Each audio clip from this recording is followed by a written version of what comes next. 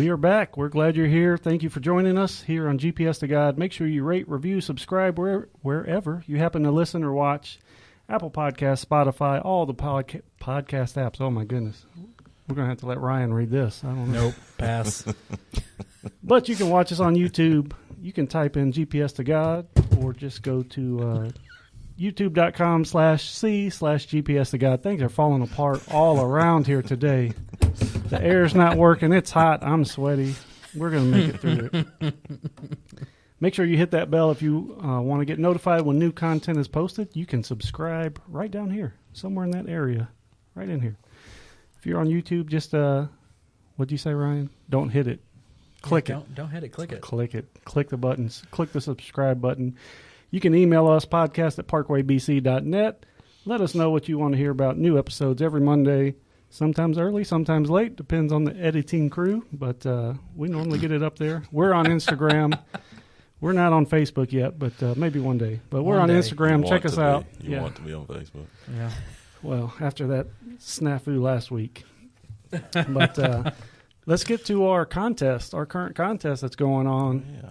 So we've had some more guesses. So, Kristi, we'll do our formal introduction here in a minute, but we have Kristi Utley with us.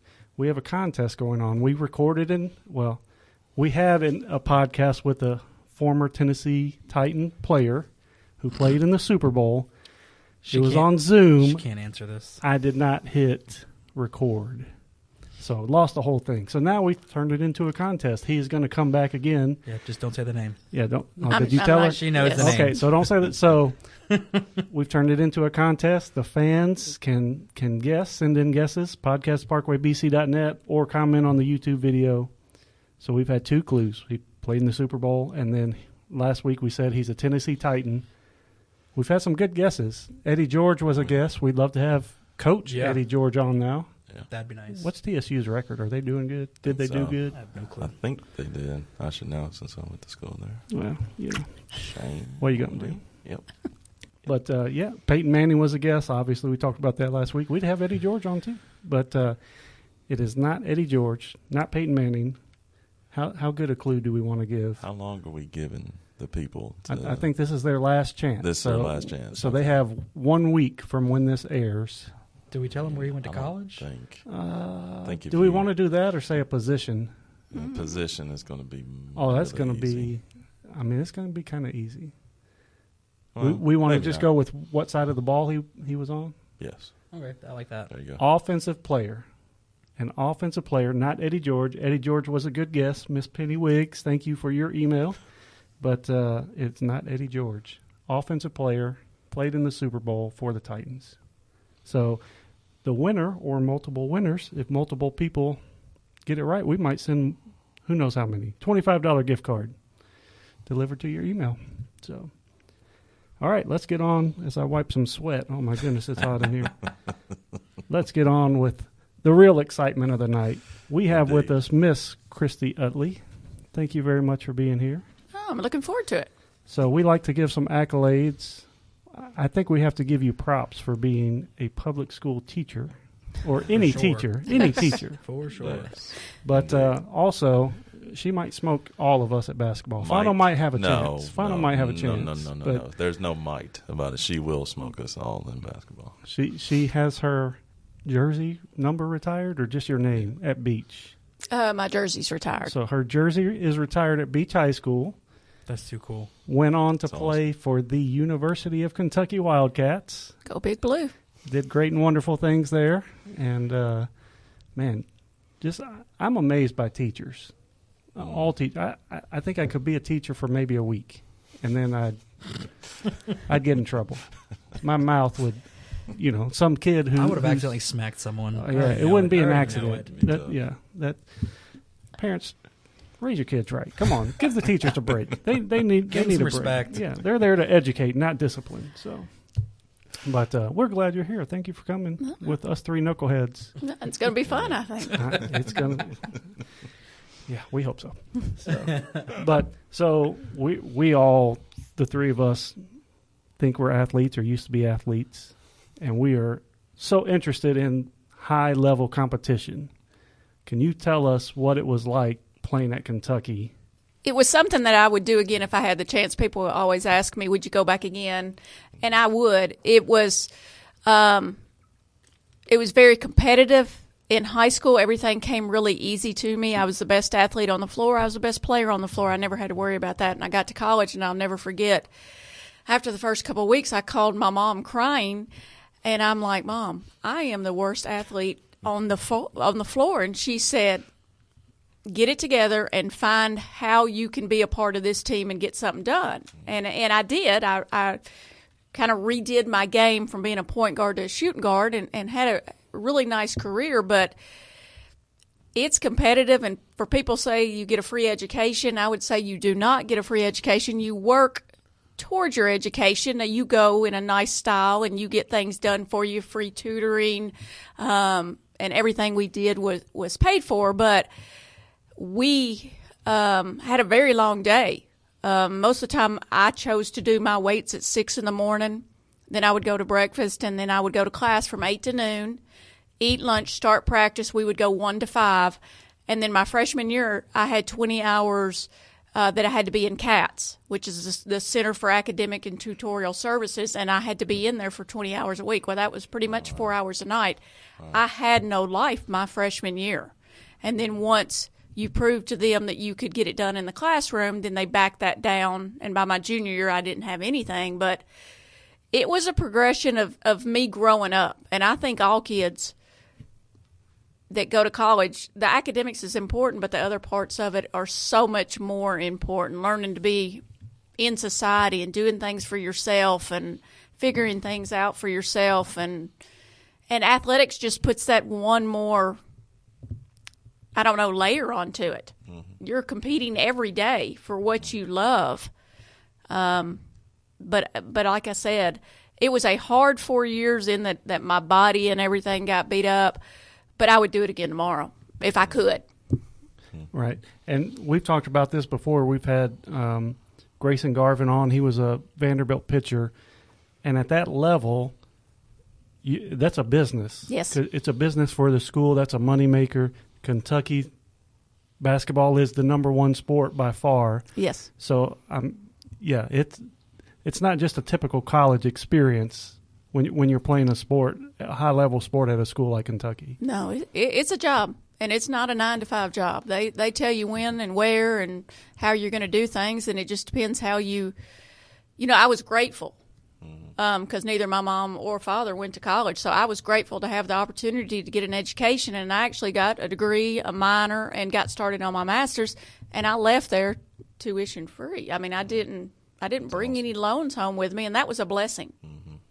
So any kid or student athlete that's interested in it, the only thing I would tell them, not everybody's going to play at that level.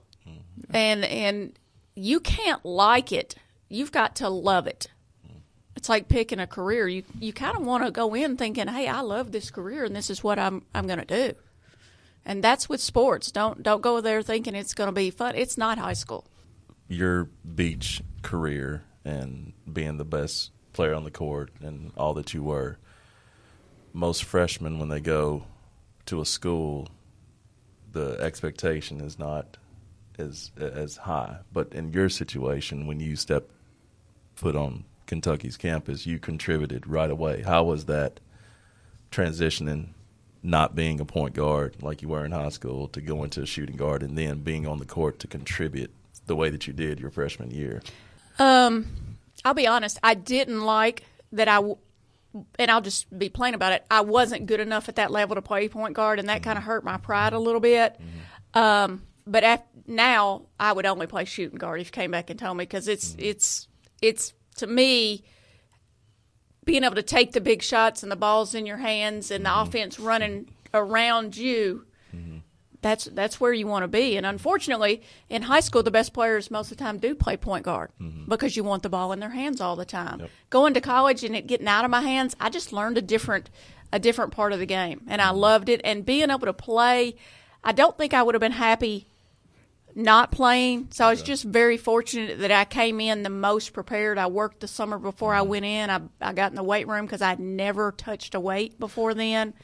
And I went to Kentucky 5'9", 118. Okay. And after my freshman year, I was 5'9", 135. Wow. So they have no problem putting the weight on you and doing those type of things. And if you can't compete, then you're just not good enough, because they're going to do everything they can to get you where you need to be.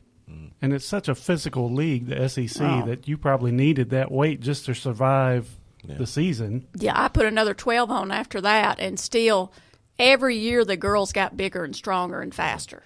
Yeah. The athlete now is nothing like the athlete 30, 40 years ago. Right. So I want to touch on that. What years were you at Kentucky? 88 through 92 is when I played. And how different do you think the game is now for talking about the women's side specifically? How different do you think that is? It's just the athletes, and and I think where it comes about is so many more girls are playing. Mm-hmm. Back then, when I was there just wasn't the numbers. Now there's the numbers, so you're getting a better athlete, the taller, the stronger, the faster, and it's fun to watch. It really is. It's a different game than when I played, but it's a fun game. I'll say certain parts of it, I don't think they're as skilled as we were, and then certain parts they are. So it's kind of give and take. It's kind of the difference between I was a big Larry Bird, Magic Johnson fan, Michael Jordan, and now watching the NBA, parts of it I don't care about because I think it's a different game, and the aspects of it are different.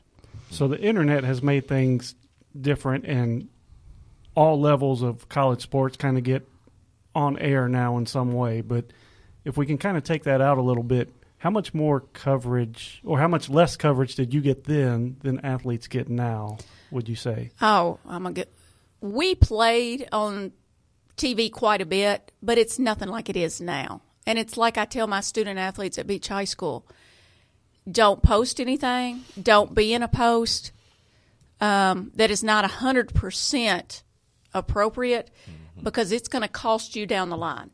And that's where we're running, being a high school athletic director, that's one of the things that we're running into nowadays. Kids they don't have the capacity to understand, I'm posting something that's funny, 10 years from now it's going to cause me trouble. Right. And that's really, I think that's where the recruiting process has changed. I had to go home at night, and my phone call started at 6 o'clock at night.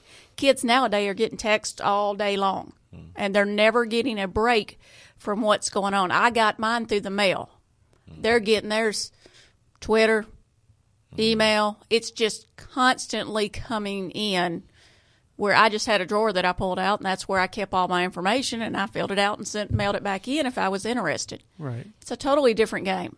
So from a exposure standpoint, obviously, I mean, nowadays you have the whole AAU circuit and all that good stuff and everything. What other schools at the time was it always going to be Kentucky for you, or were there other schools that you had Before been you interested answer, I have some inside information from a source that you were recruited by Pat Summit. in? Oh, wow. I was early on my senior year, and they signed Dina Head.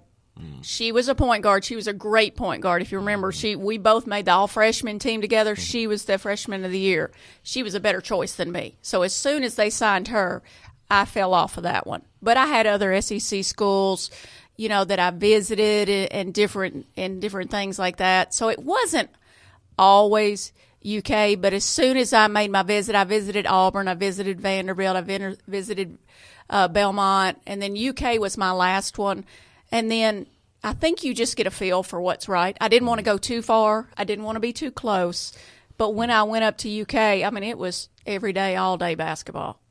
And the girls, fortunately, piggybacked off the guys. So you can imagine, we were one of the few teams back there in the SEC. We flew everywhere. We went first class everywhere. Wow. And how can you turn that down? Right. I was like, okay, this is good for me. 45-minute plane ride, Yes. 6-hour bus ride. Yes. Yeah, I'll go to Kentucky. I'll sign me up. One thing that is different now for high-level women athletes coming out of college for basketball is they have a professional route. Yes. That you did not have that option at the time. Is that something you think you would have pursued if available? No, I had the opportunity to go overseas and play.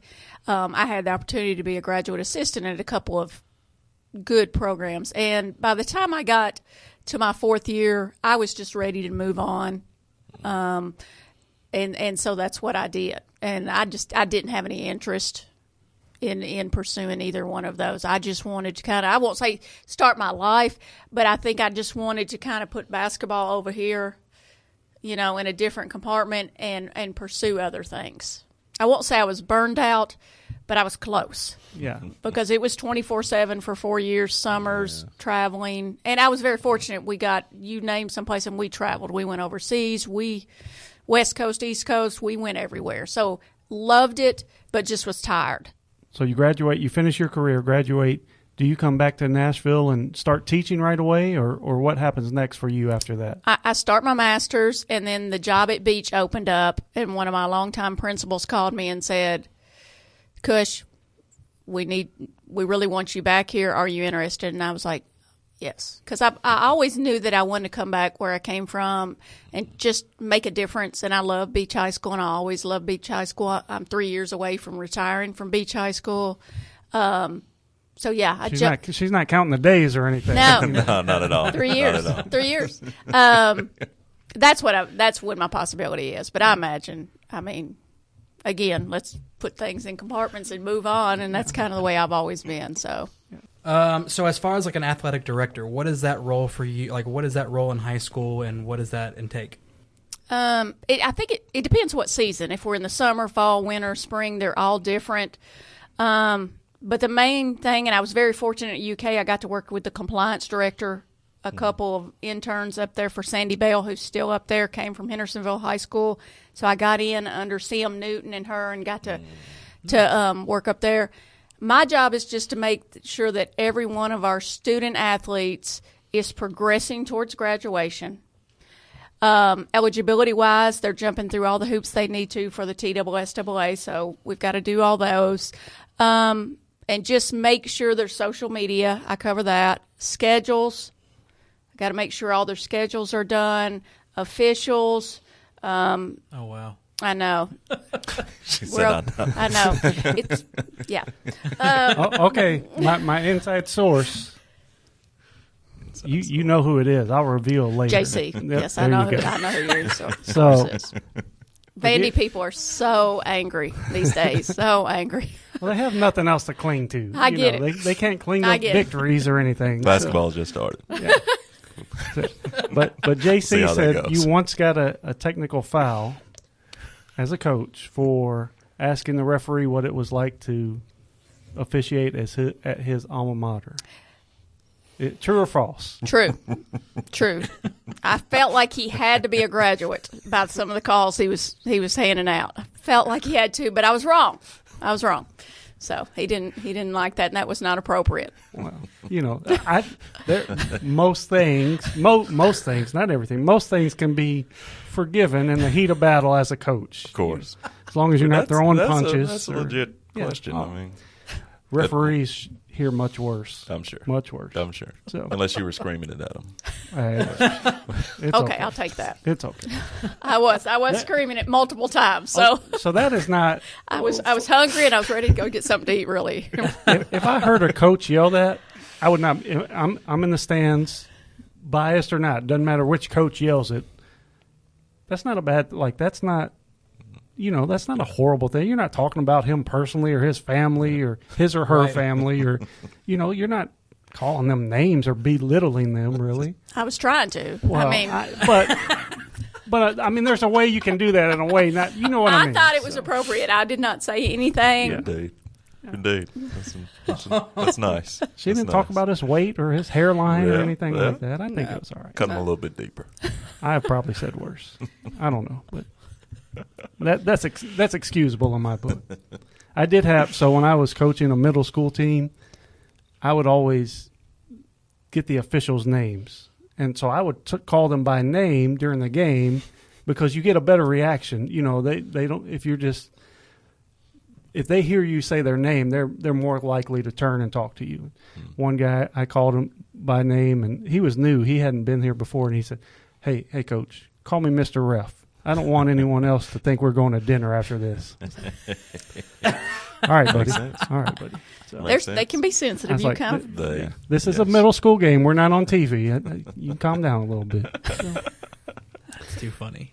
Getting back to an athletic director in high school, but I think this applies in general.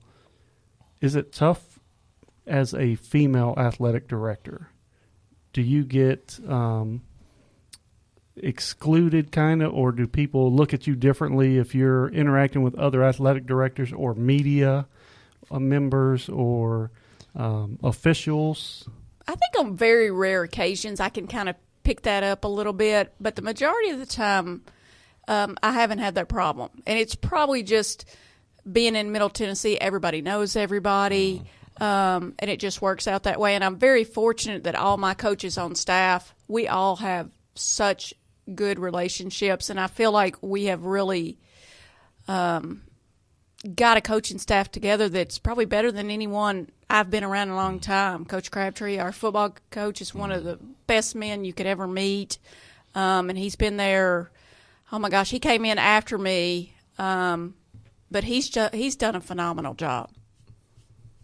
I mean, just a phenomenal job, and the way I look at athletics, and I think it's grown as far as most athletic directors. How your football team goes says a lot about your school.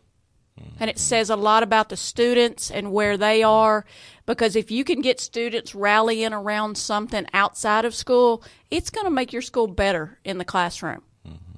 So you've just got to find that. Schools that have good athletic teams normally progress better testing, believe it or not. Most of the time act better in classroom situations. And we're very fortunate at Beach. We're not perfect, but I graduated from there. Both of my kids will graduate from there. Braden will graduate in May. And it's just a good school. And we have good schools around here, private and public. I can't say anything negative about Sumner County, Davidson, to a certain degree. You said you always wanted to come back to Beach and obviously playing there. So how was it coming back to kind of not to be on the other side as far as like coaching instead of playing? Obviously with like Rob going to coach against, like you played against your big rivals like Hendersonville and Gallatin and all that good stuff, and then to coach against those schools. How was that? At first I'll say it was weird because there was a lot of people that were there when I was playing. So it's kind of weird being on the other side and being in the same chair as they were in and meeting them. Probably one of my best experiences is when I first got back. Boots Scott was still at Beach, and he was like my hero growing up, just because he was that coach that did everything right. Did everything right, loved his players, cared for his players, and you could tell he was coaching for the right reasons, but still was very successful.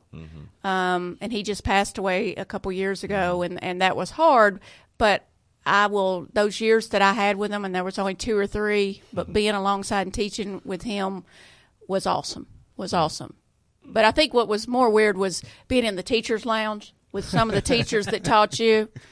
That's a weird that's a weird thing. I'm sure. Yeah, I had to tell one of my Spanish teachers. I finally sat there long enough, and I said, "Listen, I got 2 answers from somebody else one day on a test." And she looked at me like I was crazy. She's like, "What?" I was like, "I cheated.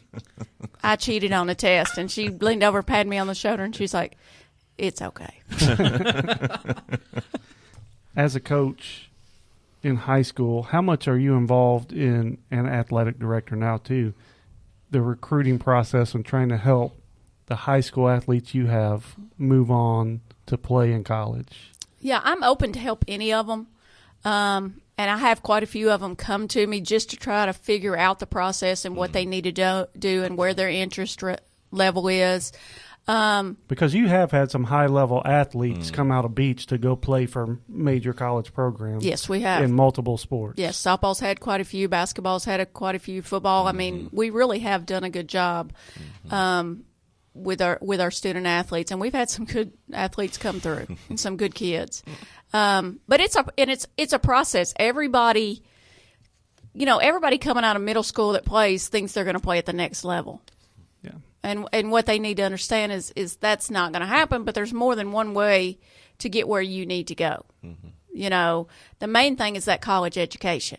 Now, whether you play or don't play, you've got to get that college education nowadays. You've got to leave with a degree. And that's kind of how I am. I've been that way with my own son. He's a pretty good basketball player. He could play small college, but he's got sitting on the table right now pretty much a full ride to UK through academics.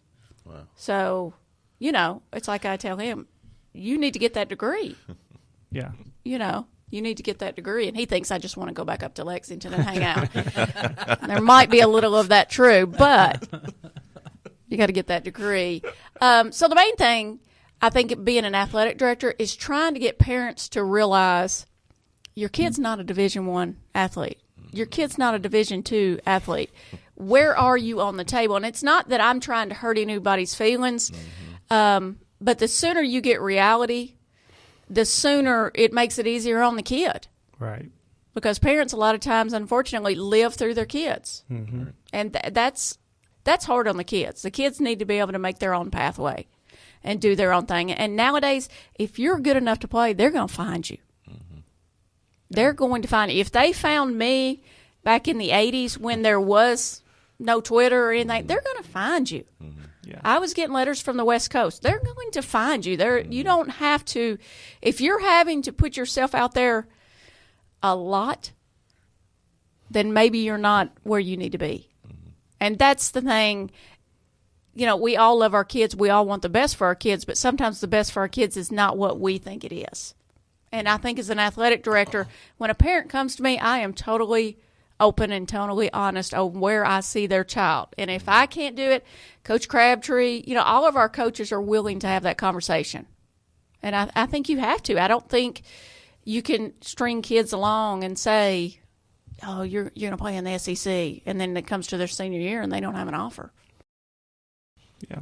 And hopefully that coming from you with your background carries more weight than one of us three saying that. So hopefully that helps, that it's coming from you, that you have the eye for that. So yeah, I'm sure that and gives just you the an understanding advantage. that after it was all done, I had my degree. And that's what I'm most proud of. Mm-hmm. That's what I'm most proud of, is get my degree and to be able to come back here and do what, you know, I feel like I was called to do. You know, I love going to work. It's not for everybody. My husband, he's like, I couldn't do it. I don't see how you do it. But I love them. And I've learned what it takes with kids. And nowadays it's different now than when I first started at Beach. You got to be compassionate. You got to have some empathy. These kids have been through so much over the past couple years. Right. And technology is hard. Don't even put COVID into it. Technology is hard. Everything they do is remembered. Yeah. Everything they do. And it's a difficult situation. So I think, you know, just forgiveness on things, compassion on things, and, you know, go about your day every day where they feel like you love them. You know, I feel like you got to let kids know, and you'll have kids that won't give you the time of day, and eventually something will snap. And then you respect them, they'll respect you. And I think that's what it's about. I think that's what we're trying to do. Something else that's happening now that hasn't happened before is the NIL, the name, image, likeness rule that was passed by the NCAA. For those of you that don't know what that is, college athletes can now get paid on their name, image, and likeness. That's been illegal before. So if Stefano's a college athlete, he can go to the mall and set up a table and sell autographs for $10 a piece. That's totally legal, used to be illegal. How is that something that you may have to approach? And first, what's your opinion on that as a former college athlete? Let's start there. What's your opinion on the NIL and being able to make money off your own name? You know, I have mixed feelings about it. I know colleges are making millions off these student athletes, but these student athletes are also getting 4 years of something that's going to shape their life, or 2 years. However, if you're Kentucky, it's 1 year. However much. But, you know, it's like Ty Washington up there right now. They say, you know, he's sponsoring a Porsche dealership. okay, he's a 19-year-old young man. He's a great kid from everything that I've read about him. But do we really need to put that money into the hands of kids at this age? Could we not put it in an investment or something and say this is what you get when you leave Kentucky? I just don't know if we're doing our student athletes the right way, because a lot of times they don't know how to manage it, and they have people that think they know how to manage it or want to and are not managing their money properly. So can we go back? Can I get mine? That's the thing. I can't believe somebody hadn't sued. Yeah. Why would you not go? I was talking to Johnny Lynn, who played for Auburn. And, we joke about it. I'm like, are you going to go get yours? Somebody's got to do a lawsuit. Somebody's got to go get their money. He played for Auburn and went to 4, they got way in the tournament for 4 years. Did y'all graduate together? No, he's 3 years older than me. I'll never forget when I visited Auburn, he was a senior, and I was a senior in high school. Okay. But he was one that I just loved to watch growing up. Loved to watch. He was just funny. Love him. So as far as the student athletes, going back to them, if you have someone who may be a high-level recruit, what kind of guidance, if they came to you, would you give them about name, image, likeness, and how to handle that? I think I would, and I haven't run across this. We've got some young men in football that are going to sign pretty high. If they have parents that have been through it, have played college sports, I'd probably leave it up to their parents. If they don't, then I would tell them the first person they need to see when they get on campus is the compliance director. And the compliance director, all they will do is give them the qualifications, what they need to do so that they do not mess up their eligibility. And that's the person that I would point them. Because let's face it, not everybody's getting that. Right. It's your top names from every sport. It's not 14 basketball players and the whole golf team. It's your top kid from every sport that's getting there. But, I mean, they're really getting a lot of money. Right. They really are. And that's just what scares me. I know they're making millions for the colleges. I just wish there was a different way to do it. I think it's going to change the game. Yeah, because if I'm a student athlete coming out of college and I can go to a Kentucky or a Duke and get that, then I'm going. Right. I mean, I think it's going to hurt the small, where I may have went to a Belmont or something just because I've always grown up around that school and that's where I wanted to go. Well, I'm probably not going to go to a Belmont. I'm not going to get that money like I am. Yeah. Right. Well, it's kind of like we said, every school has coverage now. Used to be back in the old days, the big schools got the best players because they were on the ones that were on TV. Internet and other things, cable television, more channels, more access for smaller schools. You kind of see the recruiting leveling out, smaller schools coming up to compete with bigger schools. But this could be kind of a reversal, like you said, of more athletes going to the big schools because they're going to have bigger boosters tied into the school, bigger alumni bases that are more financially stable and own businesses. And they just legalized it. Yes, yeah, exactly. So, and I think about it as just the team like itself, because you have 19, 20-year-old, 18-year-old kids. That money, like Kristi said, like on the football team, is going to go to the quarterback. It's going to go to the running back, maybe a receiver. It's not going to go to like the right guard. So he's sitting there the whole time and he's looking at the quarterback making this money, and I'm sure that's going to cause friction. Yeah, maybe within the team. Going back to Kentucky and playing at that high level, can you tell us how faith kind of helped you through some of that? Were you walking in faith at that time? Yes. I've always been a person that knew I was a child of God and I wanted to live based on His rules. But I would tell you my outward expression, I was not one that vocalized it, but you could tell by my integrity, you could tell by the way I carried myself, but I was not a very open person about it. But I had to have faith, and I carried my faith through college and after that, just because there were so many times that the competitiveness and the hardness and the times where you just don't want to follow through, you've got to be able to lean on something. Well, what's the best thing to lean on? Right. The main boss is the one you want to lean on all times. So I've been better lately as far as being vocal. I've never been a really vocal person about that. That's not my confidence area. But I've been better. But what I've always tried to do is show it in my daily life, even at school. No, I can't go up to a young lady or a young man and recite scripture because I would, yay or nay, I may not get in trouble. I do, I don't. But the thing is, I want them to see me living that way. And, if I'm sitting there and we're doing something and I say, glory to the God, look at this beautiful day, I'm always saying little sayings, on and off. And I'm saying it to my kids, and I'm asking them how their day's going and things like that, because kids nowadays need to see it. They need to see it. They need to see people that are living it.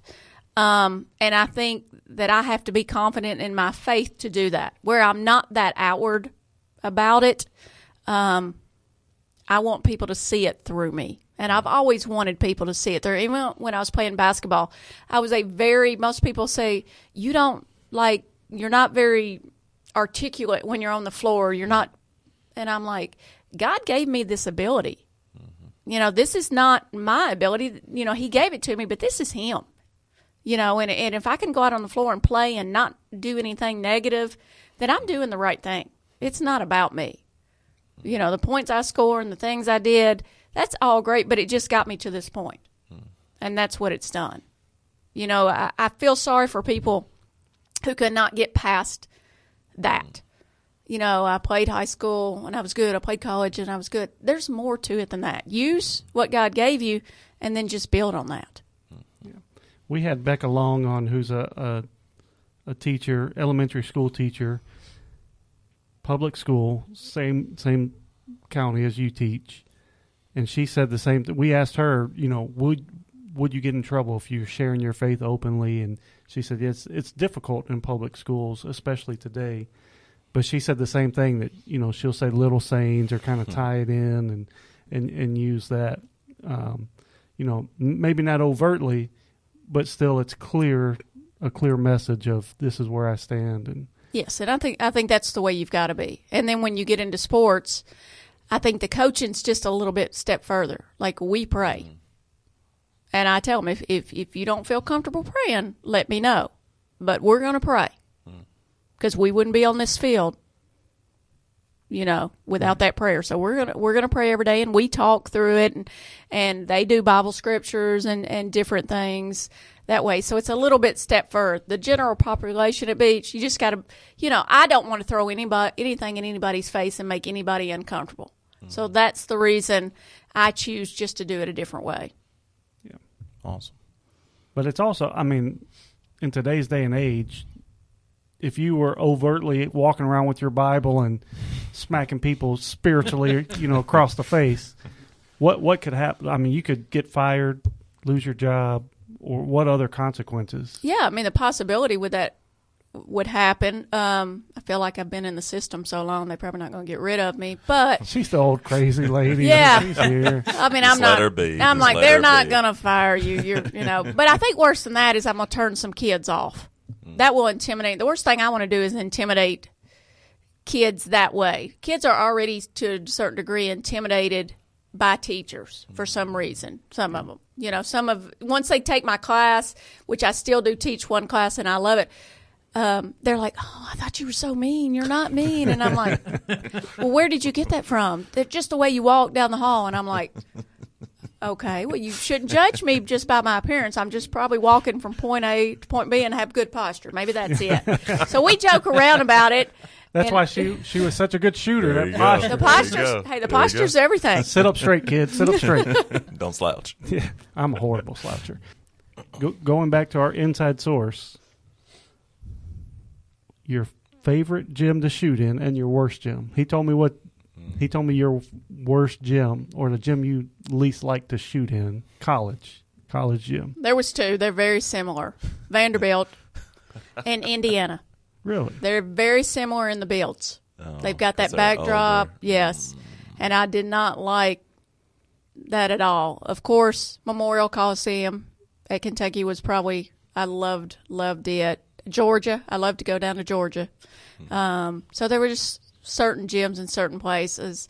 But I really liked going to all the SEC schools. I did not like going up north.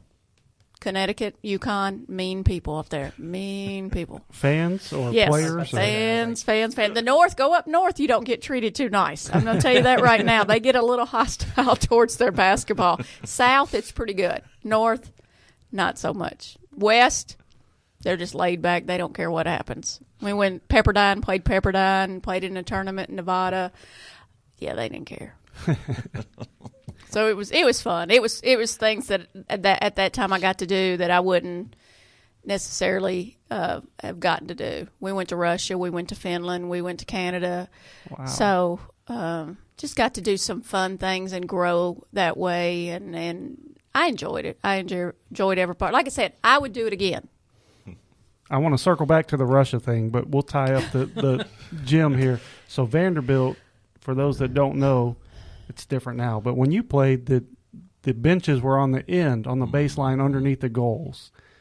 Is that truly different? Trying to hear your coach from a normal sideline. Yeah, it's still like that. But the coach can go up the sidelines. Yeah, now you can. You can go up the The sideline. coach can. The bench is under the goal, but the coach can go up the sideline. They used to not be able to. That's bad, and the way the goals are, and then it's just the way the gym is made. If you look at Vanderbilt and Indiana, they're the same way. It's like you can't focus. You've got to have a backdrop to focus in somehow, and it's almost like playing in a dome. I liked playing. We played in Rupp Arena a couple times a year. Always went over there and played when the boys did. It was easier shooting in Rupp than it was like Vanderbilt, and I don't know what it was about Vanderbilt. Not a fan. So circling back to Russia again, what year did you go to Russia? Do you remember? We went in 92, summer of 92. I just finished up playing. So every 4 years you go on an overseas trip. And I just finished up, so we had the opportunity to go. So we went over to Finland, and then we took a boat over to Estonia, Russia. Interesting trip. The mob was in charge of our hotel. So we were safe. The Russian mob. Oh. So we weren't allowed to leave our room. We weren't allowed. Say. Yes, it was a little bit different. You think? We got off the boat and there were armed guards. Yeah, it was. Wow. It was a little bit. Yes, it was different. That's When did the Berlin Wall come down? That was not long after that. Correct. That you were there, right? Right. So that was still Probably not the safest one we could have went to. It was still. I'm just saying. I think back. crazy, I think back, and I'm thinking, why? Finland was cool. We had a good time. Russia, not so much. that part of the world was still in transition Yes. at that time. yes. I think they should have taken us China. Now, I don't understand. Did you have any weird food? So we talk about weird food sometimes here. Do you remember eating? I did not. Now I will tell you, we stayed with families when we were in Finland. So I stayed with a family the man was an orthodontist, so his family was well off. But we sit down to dinner. We literally stayed with them, and we sat down to dinner, and they brought out the plates, and I'll never forget. I mean, I had a little. I think it was chicken. It was like that big, and then the side dishes, and I'm like, they don't eat a lot.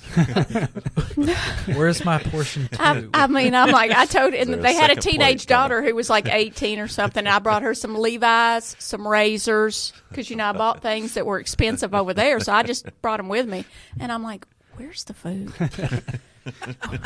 Where's the food? She's like, this is how we eat. Do you not see our refrigerator? It's like the size of a college fridge. And I'm like, okay, well.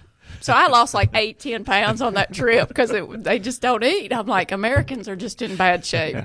Tennessee and Kentucky, we do things a little different around the dinner Yes. table. Yes. She was talking about Where's the leaving, fried her stuff? jeans and like her razors, and I was like, she's gonna go and like offer this and be like, "Can I get your food?" We'll swap. Even trade, right? She loved me when I left. I didn't know. I was like, I bought her 2 pairs of Levi's and some razors. Anything else specifically that you want to touch on? Let your kids play sports for fun. Okay. You'll see if they have it. And if they do, then you can build on that. There's no reason in having 47 AAU teams when 46 of them are, don't need to be playing. I'm a big activist. When I played, we had 2 AAU teams. On my AAU team, every single girl on it was a Division I signee. Wow. Nowadays, we're watering it down. If people want to play, that's fine. But don't put the pressure on your kid to play every Saturday of every fall, winter, and spring. I just think there's more out there to do. I do. And I know I went to college and I know I played, but my son didn't even play AAU basketball the past 2 years. Because you know what? There's other things. We did family stuff. He got to hang out with his friends and do things, and he's going to remember that stuff. So I think every parent needs to take a step back and understand sports are a very important part of life. They teach a lot of things, but they're not the end all. And I think that leads into people getting burnt out a lot. Oh. Because especially these days, they're starting off playing younger. And if they're playing, you need some, I can understand working on your game and being ready for the season and all, but there is a line that you see crossed a lot, and then they get to be a sophomore and they're like, I don't want to pick up a basketball ever again. Yeah. Or they sign with a small college and they figure out, okay, this is not any better than high school. I don't want to do this. I want to go to school. Yep. Yeah. You know, we get a lot of that. So, yeah, don't burn them out. Let them do it. There's so much to do.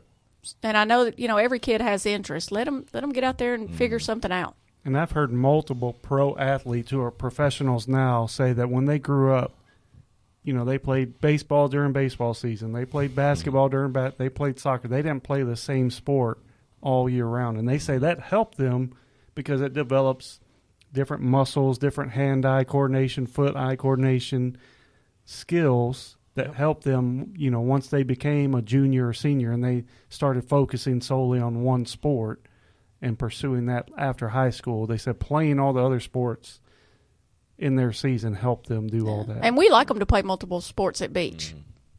We like them to play 2. 3's hard, but we do like them to play 2 if they can. We met Shaq down at LSU. We pull in the parking garage to go in for our pregame or the day before practice, and he's getting out of an Explorer, so we go up and talk to him. Oh, my gosh. I went to shake his hand. His hand was like here. No wonder he can't shoot free throws. It was ridiculous. That's the biggest human being I've ever seen in my life. He's probably bigger now. Yes, Yeah. I'm sure. But Kentucky was fun because in the summers, like Rex Chapman and all those guys would come in and play on the blue courts, which were right outside the dorms, and it was I'm sure. awesome. Yeah, sure that's like a Rex Chapman. pro camp right there. Yes, I mean, they would amazing. all come back, and it was That would so be much amazing. fun. Yes, Yeah, when they would bring those boys back in the summer, that was fun. That was a lot of fun. I'm sure. It The was. crowds out on the blue court were... I'm sure they could charge admission for it. Oh, they it should was, have. it was fun. Was Jamal Mashburn there when you? No. Heck yeah, he He came was in the there. same time I did. He was You talking there. about a class act? Yeah. He was a class act. Yeah. Kristi, thank you very much for coming. It's been a fun time. We've enjoyed the stories, but also insightful and seeing someone who has been at a high level, but you're molding and mentoring children now and preparing them for beyond and keeping the focus on God and making that the most important thing. So thank you for coming and sharing your story and putting up with us knuckleheads here. I enjoyed it. So, I enjoyed it. all right, Ryan, take us home. What do you got? All right, so I got Romans 8:28, and it says, "And we know that for those who love God, all things work together for good, for those who are called according to his purpose." That's what I got. There you go. Live according to God's purpose, no matter where you are. If you're at a high-level college, small-level college, anywhere in between out in the workforce, show the light of Jesus just like Kristi did. Live and work and walk in his ways. So, Kristi, thank you again for coming. We appreciate it. Had a great time. Thank Yeah, we you so loved it. Thank much. you. It's awesome. And we will catch you all next week on GPS to God. We out. That's all there is to it. Thanks for listening to GPS to God. Make sure you give us a rating or review on whichever app you happen to use. Also find us on YouTube and be sure to subscribe to our channel.